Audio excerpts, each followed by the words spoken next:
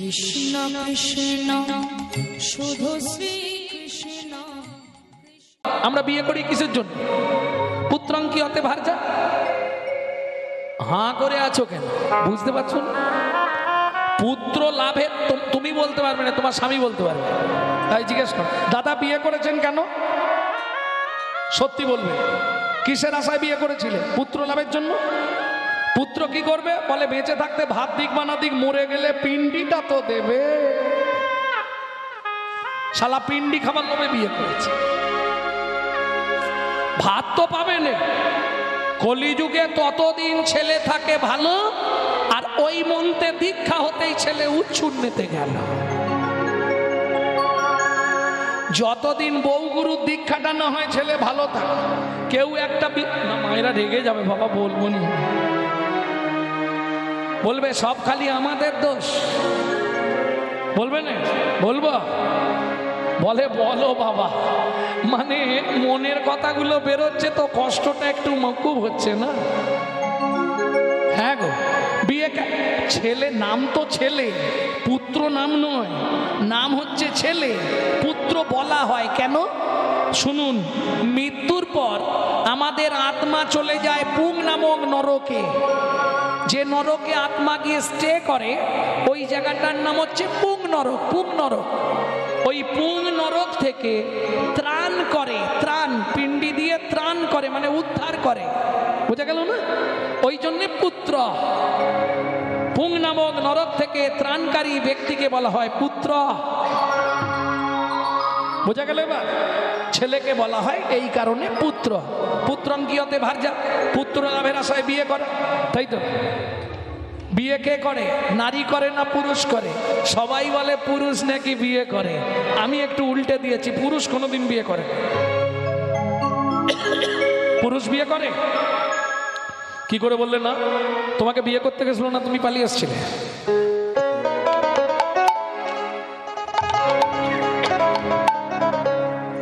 আরে এই তো সেদিনে দাদার সঙ্গে ঝগড়া হতেই তুমি বলছিলে তুমি তোমাকে আনতে গেছিলে, আমি কি এমনি এসেছিলাম?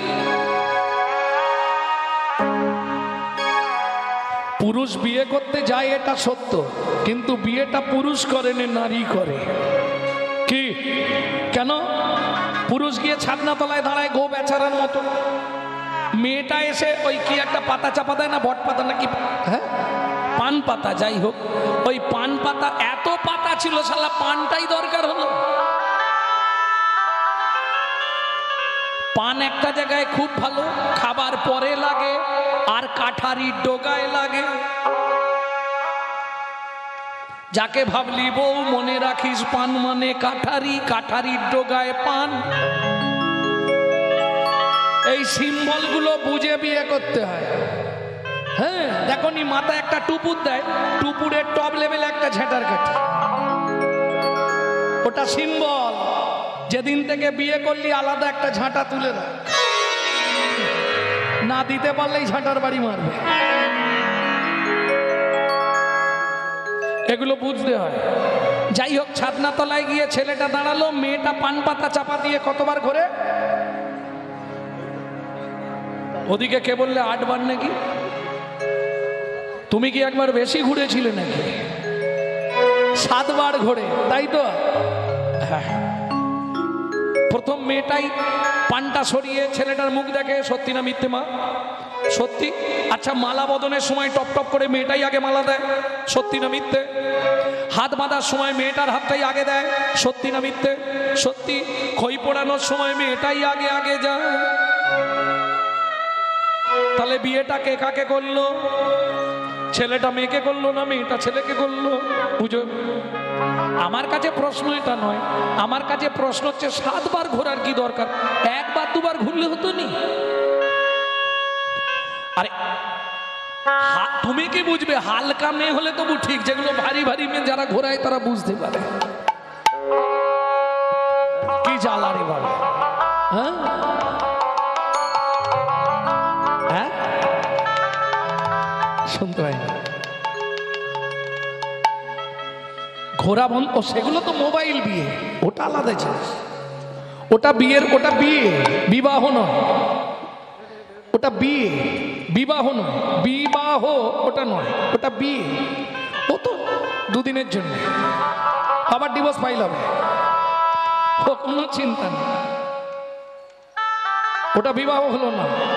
কারণ নারী জাতি সরাসরি যদি প্রতি গ্রহণ করে সে প্রতি থাকে না, এটা জেনে রাখুন। নারী জাতি যদি এই যে মোবাইল বিয়ে, বাঁশবাগানের ধারে দাঁড়িয়ে বিয়ে, হ্যাঁ, ঘরের কেঁদালে বিয়ে হয় না, এরকম আপনাদের দিকে হয়তো হয়নি, তবে হয় অনেক জায়গায়, যেখানে সেখানে সিঁদুর তুলে বিয়ে। এ বিয়ে কিন্তু টেকসই হবে না। কেন? সরাসরি নারী যদি পতি পায় সে পতি টেকাতে পারবে না। কেন?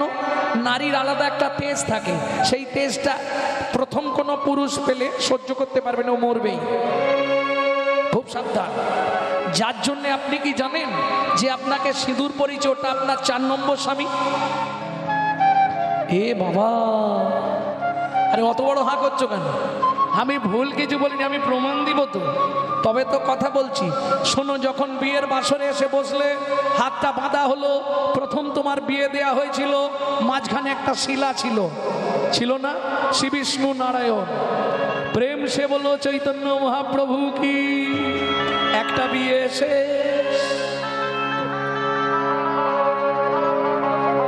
দ্বিতীয় বিয়ে হলো কার সঙ্গে? সিঁদুর পরানোর সময় প্রজাপতি ঋষি গায়ত্রী ছন্দে, বলা হয়নি? প্রজাপতি ঋষিকে ব্রহ্মার সঙ্গে বিয়ে দিয়ে দেয়া হলো। কেন? বিয়ের পরে যে সংসারে সৃষ্টি করবে তার দায়িত্বটা দিয়ে দেয়া হলো, পটাপট সৃষ্টি করে দাও। দুটো বিয়ে শেষ, 3 নম্বর বিয়েটা হবে কখন? অগ্নিজ্যোতি দেবতা, অগ্নিদেবের সঙ্গে, যাতে সংসারে শান্তি পায়, আগুন না জ্বলে। বোঝা গেল না?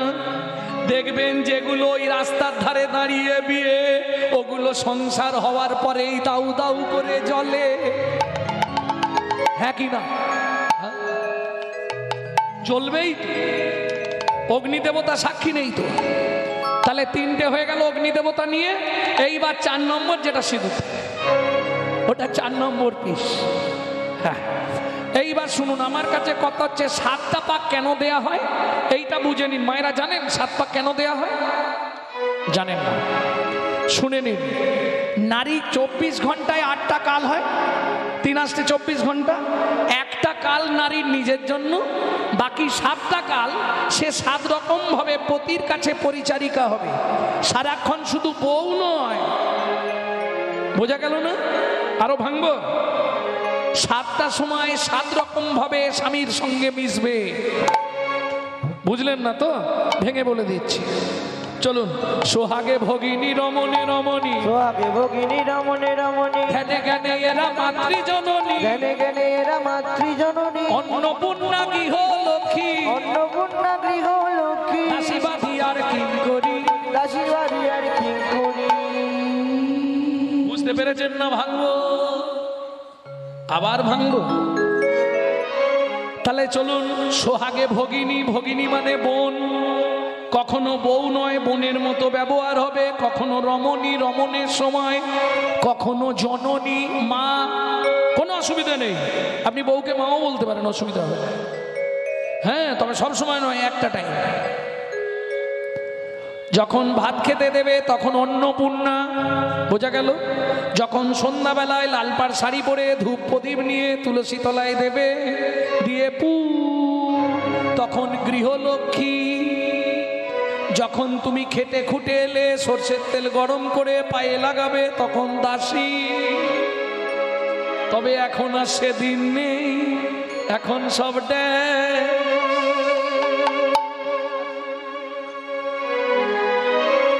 হ্যাঁ। এখন যদি বলো পায়ে তেল দাও দাসী, বলবে মিলছে মোর আমি আসি।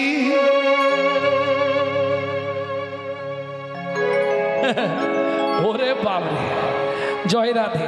যাই হোক, ওইটা দাসীর কাজ। এইবার বাদী, বাদীটা তো বুঝিয়ে বলা যাবে না। বাদী শুনতে গেলে একটা ক্যারেক্টার দরকার। কিরকম? খালি কাউকে গিয়ে বলে দিতে হবে, বৌদি ও বৌদি, কি দাদাকে দেখলাম চামেলির মায়ের সঙ্গে গুজগুজ করছে। আর দেখতে নেই 5 মিনিটের মধ্যে বৌদি মোটামুটি রণচণ্ডী। আসুক আজকে ঘর, তারপর দেখ কি করি। খাওয়া ছাই খাওয়াবো,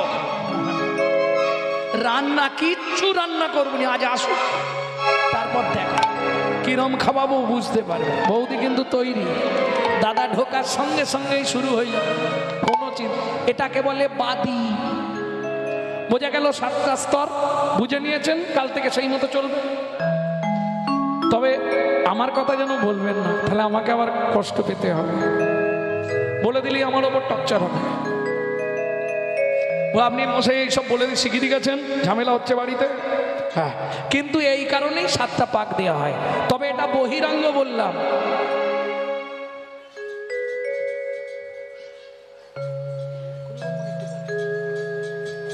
অন্তরঙ্গে আর একটা আছে, সেটা কি বলে দেবো? হ্যাঁ, ওমা অন্তরঙ্গ তত্ত্বটা কি শুনে নিন। বাড়িতে আপনাদের হারকিন আছে? হারিকেন নেই? হারিকেন, আচ্ছা হারিকেন নাই থাক, হারিকেন দেখেছেন?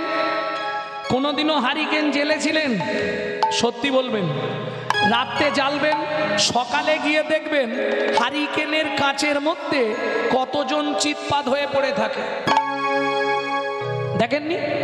মশা পোকা যে ভেতরে গেছে সেই মরে গেছে। তাহলে বোঝা গেল নারী হলো হারকিন, পুরুষ হলো পোকা। না জেনে ভেতরে গেলেই পুড়ে মরবি বোকা, পুড়ে মরবি বোকা। বুঝলেন না তত্ত্বটা? আরো ভাঙতে হবে। যেমন দীপিকা উজরে অতিকা, যেমন দীপিকা উজরে অতিকা, যেমন দীপিকা উজরে অতিকা, যেমন দীপিকা উজরে অতিকা, ভিতরে অনল শিখা।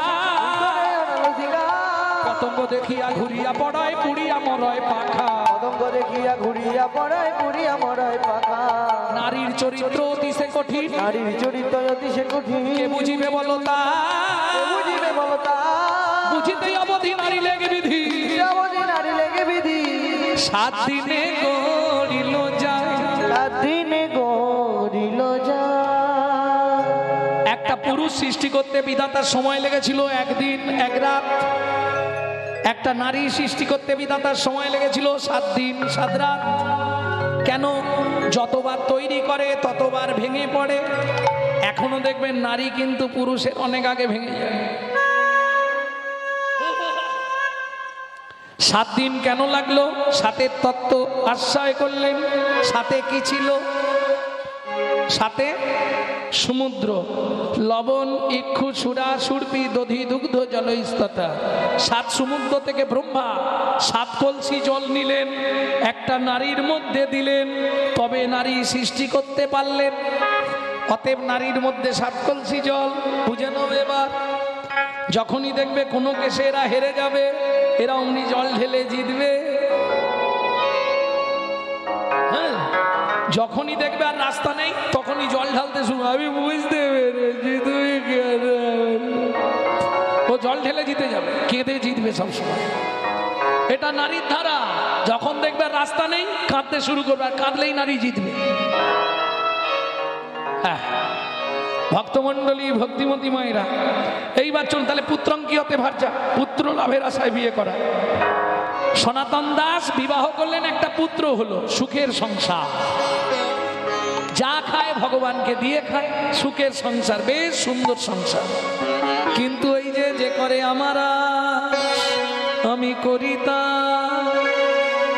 তবু যদি না ছাড়ে আস, হই আমি তার দাসের অনুদান, দাসের অনুদান। ভক্তমন্ডলী, ভক্তিমতী মায়েরা, এইবার চলুন কেমন সুখের সংসার একটু শুনবো। ভিক্ষা মেগে খায়ো সদা,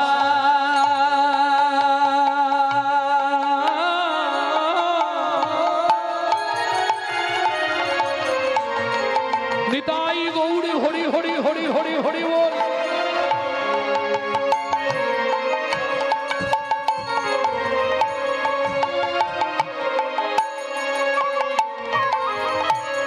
কৃষ্ণ নাম ভিক্ষা মেঘে খায় সদা।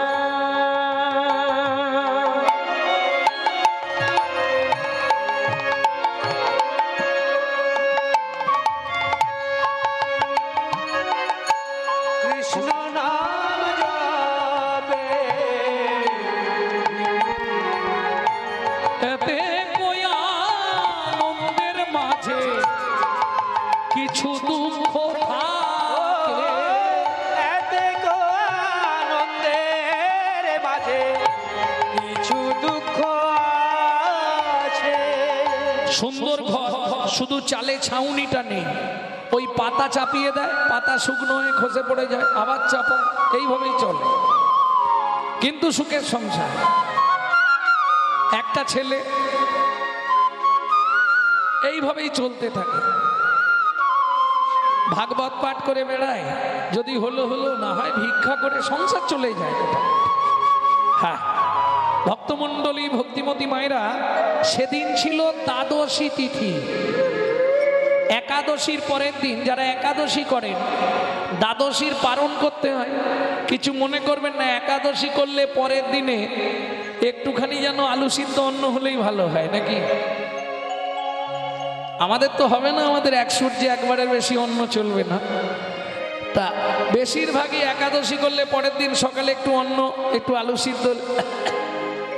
আর সত্যি একাদশী রাত্রিতে তো ঘুম হয় না, খিদের জ্বালাই না, কতক্ষণে সকাল হয়, কতক্ষণে সকাল। না না, আমি অন্যের কথা বলছি না, আমি আমার কথা বলছি। অন্যের কথা বলবো কেন? প্রত্যেকটা ব্যক্তি যারা হিন্দু সনাতন ধর্মে জন্মগ্রহণ করেছে, হিন্দুত্ব নিয়েছেন, প্রত্যেকের একাদশী করা কর্তব্য, এটা জেনে রাখুন। কেন প্রশ্ন করবেন, কেন করব একাদশী? শুধু মনে রাখুন আপনি একাদশী, উত্তর হয়ে গেল। আপনার যা কিছু থাকবে সবাই ভাগ করে নেবে, শুধু পাপ কেউ নেবে না, দোষ আপনার একা। যা কিছু পাপ কাজ করেছেন, যার জন্যই করুন, দোষী কিন্তু আপনি একা দোষী। যত রকমের ব্রত আছে পৃথিবীতে, সর্বশ্রেষ্ঠ ব্রত হলো একাদশীত্ব বিধিয়তি। এইবার একাদশী করেছে, সকালবেলা উঠে বলছে পদ্মা, কি তুমি ভাতের জলটা বসাও, আমি 5টা বাড়ি শুধু ভিক্ষে করে আনি। ব্যাস, ওর তো অযাচিত ভিক্ষা, ঝোলাটা নিয়ে আর ভিক্ষা করতে চলে গেছে। দ্বারে গিয়ে দাঁড়িয়েছে, কোনো আওয়াজ দেবে না।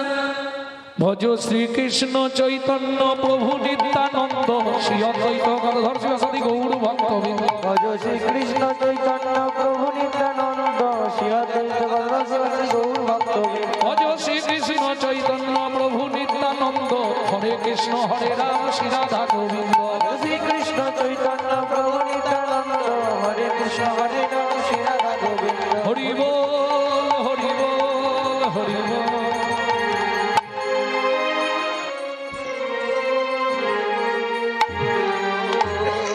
আর দাঁড়াবে না, যদি কেউ ডেকে দিল তো দিল, না দিল না দিল। বলবেও না যে কিছু দাও গো মা, কি বলে তো ভিখারিটা, বলে না কই গো মা, কই গো জয় রাধা। আর এখনকার মায়েদের যা মুখ বাবা আমি দেখেছি, সকাল থেকে জ্বালায় আর বাঁচিনি বাবা। একটা ফ্যামিলিতে এরকম বলে, জানো আমি একদিন শুনেছি, যাও দেখি সকাল থেকে খালি ভিক্ষা, তোমার ভিক্ষা তো তোমাদের জ্বালায় জানো। আবার দেখবেন, কিছু মনে করবেন না, একটা কথা বলি, বড় লোকেরা ভিক্ষা দেবার ভয়ে গেটেতে লিখে দেবে কুকুর হইতে সাবধান। আর কুকুরের নাম শুনলে ভিখারিরা জানে একখানা দিলেই মোটামুটি এখন ইঞ্জেকশন নিতে নিতে জীবন শেষ। অতএব ভিক্ষা দরকার নেই, তুই কুকুর বেঁধে রাখবো না। হরি বল। হ্যাঁ, ভিক্ষার দরকার নেই তো কুকুর বাঁধা থাক। প্রেম সে বললো চৈতন্য মহাপ্রভু কি। কিন্তু এই যে গিয়ে নাম করত, নামটি এমন ভাব করত না, প্রত্যেকটা মানুষের কর্ণমূল দিয়ে মর্মমূলে চলে যেত। হ্যাঁ, ভজ শ্রী কৃষ্ণ চৈতন্য প্রভু নিত্যানন্দ শ্রী অদ্বৈত গদাধর শিবাসাদি গৌর ভক্ত বৃন্দ। ভজ শ্রী কৃষ্ণ সবাই বলুন। প্রভু নিত্যানন্দ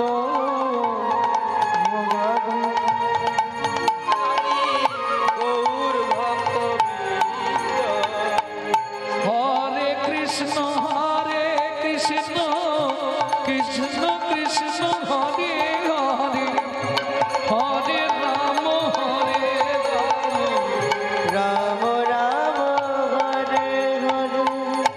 বেশ চারটি খানেক 5 ঘর করতেই মোটামুটি যা হয়েছে 5 দিন চলে যাবে। দিত মানুষ, এটা নামের গুণ, নামের দায়িকা শক্তিতে বের করে এনে দেবে। নাম করতো তো পেত, এই নিয়ে রাস্তায় বেরিয়েছে, কত 15 হাত গেছে, হঠাৎ ঝড় জল বৃষ্টি শুরু হলো। ভাবলো গুড়ি গুড়ি পড়ছে, যখন চলে যাব বাড়ি ঢুকে পড়বো। ও তাড়াতাড়ি যাচ্ছিল, কিন্তু দৈবের দুর্বিপাক, হঠাৎ করাত করে বজ্রপাত পড়লো মাথায়। চিৎকার করে উঠলো পদ্ম, সারা দেহটা দাউ দাউ করে চলে গেল, ভিক্ষার ঝুলি পুড়ে ছাই হয়ে গেল। যতক্ষণে সব ঠান্ডা হলো ততক্ষণে সব শেষ।